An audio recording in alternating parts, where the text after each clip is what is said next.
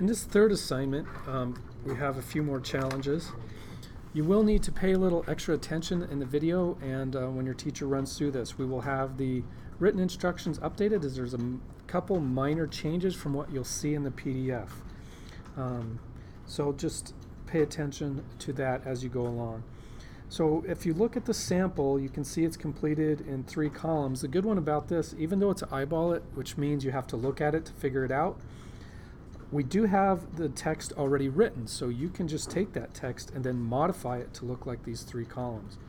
So this is number 3. And so it tells us here to go ahead and get the money management file and then save it into your own drive. So in other words, the text is already written, but we need to get a copy of it. So I'm going to come back here to columns, and I see the student text right here. And if I click on it here, it's just going to go into the viewer, but I need to download it. So I'm going to click it right here, and you should see it come down into your taskbar at the bottom. So this is going to put it in your downloads folder, or you can hit right here, show in folder. Either way, you're going to go to downloads, and then I can just double click it, and it's going to open in Microsoft Word. I need to make sure and hit enable editing, because now I'm the owner of this document. So at this point, you need to go ahead and get it saved on you, because you are now the owner of the document since you've downloaded it. I can jump back to my instructions and see what I need to do. You can of course look at the text in your book and see all the changes you need to make to move all the headings down. So again, I like to read through everything I'm going to do first and then come back instead of doing one at a time. So we'll format the title, Money Management, as we see in the book, which has it on 2 lines. Then we're going to key the subtitle, and we're going to use shapes for the lines that are visible. We're going to turn it into 3 columns. Make sure you set this point forward and there is not lines. We're going to make sure we justify the text at 1.15. And then we're going to utilize drop caps, and we're going to have a couple separate trivia text boxes. So lots to do in this one. So I'm going to come back to my document that I've downloaded all the text, and the first thing I need to do is enter it down a couple times because I'm going to be working on this top section. Your fonts don't have to necessarily match, so we just want you to get into some of these other options. So I might grab this one, and we can see that there's kind of 2 font sizes, so I'm going to try 18, and I'm going to say money, and then I'm going to do it a little bigger for management, because again, I'm just going by what I see in the text.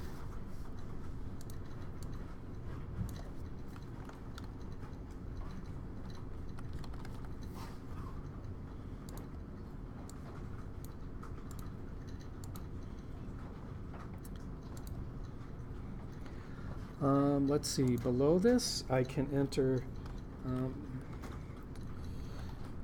my name. Oops, make sure you turn caps lock off.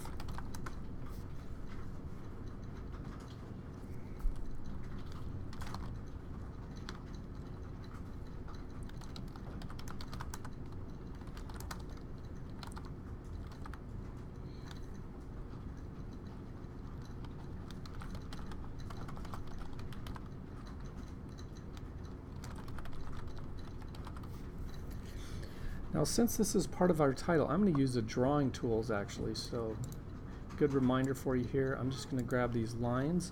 If I hold shift, I can't move them up or down, so it'll be nice and even across there. I'm going to go ahead and change it at this point. So the sample, it's just green, so I can go format the shape. Choose a line. I'm going to go maybe 1.5 width. And then I'm going to go ahead and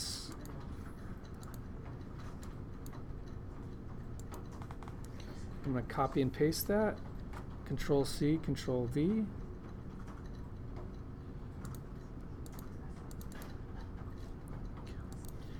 I noticed as I put the lines in for me and tried to move them with my mouse, they didn't line up real nice. So one thing you can do is nudging, which was I select it and use the arrow keys, and I can move these lines up and down to be a little more exact like I want. Let's see, let's take a look. We've got extra space in there. And the next thing we're going to do is go ahead and change this to 3 columns. So I'm going to select all the text, go to Layout, Columns, and again I want to go to More Columns. The first thing everybody does is click that icon for 3, but I want to go to this More Columns menu so I can just do this selected text with equal column width, and you'll see in the diagram how it makes it for me. Now, when I do this, it only shows 2 columns, which is okay because we still have to change a bunch of formatting. So one of the items was to change to 1.15 spacing, so I'm going to come up and change my spacing. I also want to change to justify, so that's up here in the justify options.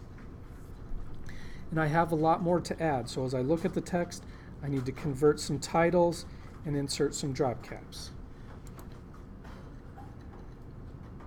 So right here, it looks like I need all caps title. So you can go ahead and enter that in.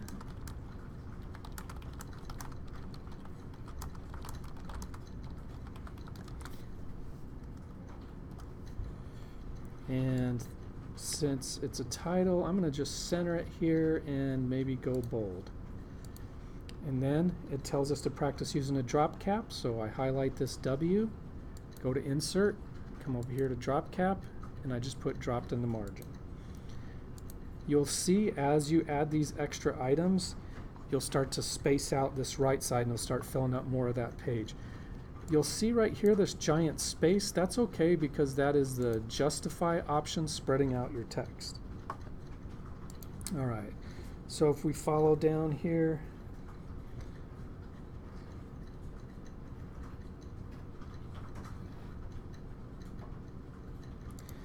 this is the spot right here for the text box, and then it talks about taxes as a new paragraph. Again, I'm just looking at the sample, and let's see here.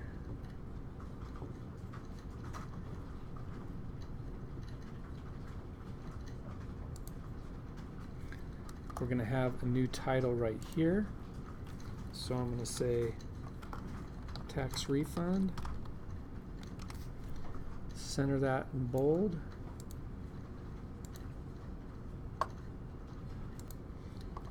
For the text box section, I'm just going to go to Insert.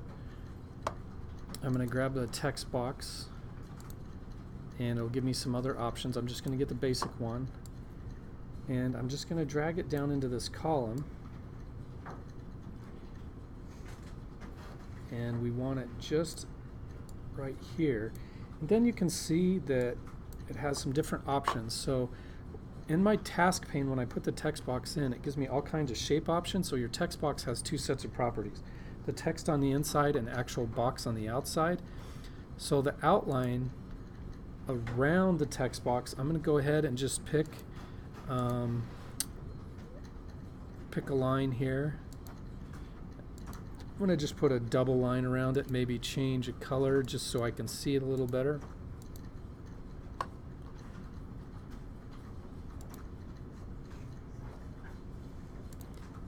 When you do it, make sure you're on the box itself, because you can easily be selected on the text options and change it. So on my text box, I'm going to go into the shape outline here and get all these options. Maybe go to 1.5 on the box. Let's see what we can have. More line styles. I'm going to go to a double line here. Maybe go green. It's almost tough to see that double line. So now I have that line around the box, and then I can do the text inside of it.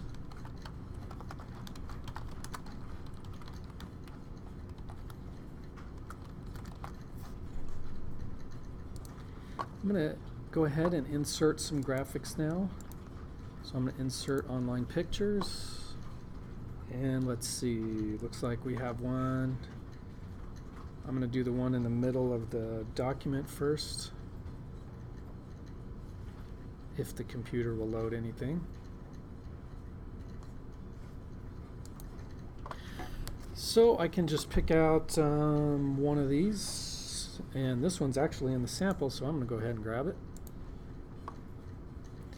And again, we may just need to go ahead and do some sort of text wrapping. I'm going to use the tight one, so as I move it in between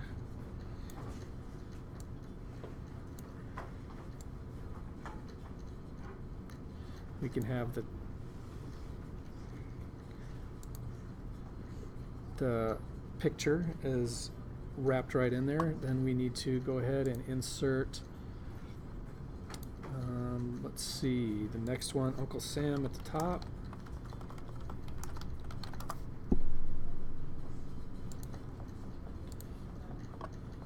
Same thing. I will do in front of text on this one, because then I can drag it up to the top of the document easily. Don't forget, you have some options to you can try out with setting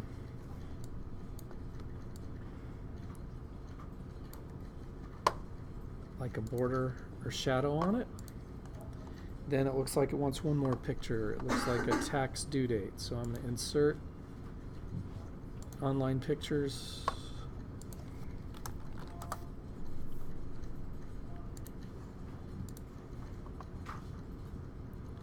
And again, use Shift so it doesn't get distorted. And then I'm going to switch this to in front of text so I can drag it around.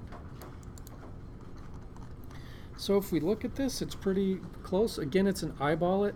So I'm just looking to get something very close and match the same skills that are in the instructions. Then I have the completed document, and it's ready to export as a PDF to submit.